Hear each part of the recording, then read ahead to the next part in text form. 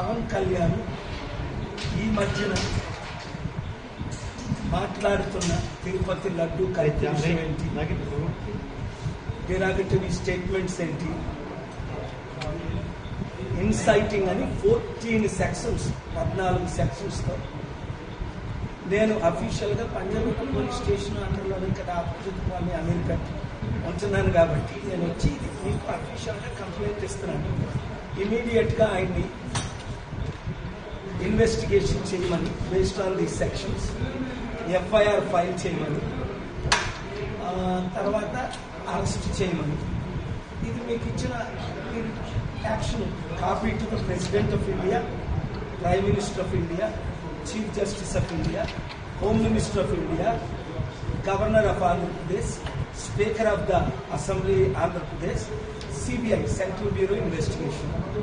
వీళ్ళకి కాపీ పంపిస్తాను.